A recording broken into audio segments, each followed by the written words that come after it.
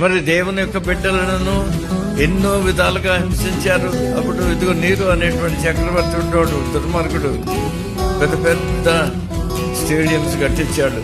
క్రైస్తవులందరినీ కూడా పట్టుకొని మొత్తానికి ఇదిగో సంఖ్యలు వేసి అండర్ గ్రౌండ్ లో పెట్టేవాళ్ళు.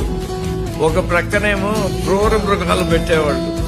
ఆ చక్రవర్తి వచ్చినప్పుడు క్రైస్తవులందరినీ కూడా ఎదుగో స్టేడియంలో వదిలిపెట్టేవాళ్ళు. కొద్దిసేపు అయిన తర్వాత ఈ క్రూర మృగాలను కూడా వదిలిపెట్టేవాళ్ళు.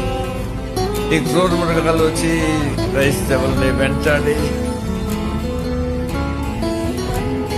ఈ జంతువులన్నీ వాళ్ళందరినీ కూడా తింటుంటే ఈ మనుషులందరూ కూడా ఎంతో సంతోషంతో చప్పట్లు కొడుతూ ఉత్సాహించారు. వాళ్ళు ప్రభునందు పిల్లరా, వారంతా కూడా సహించారు.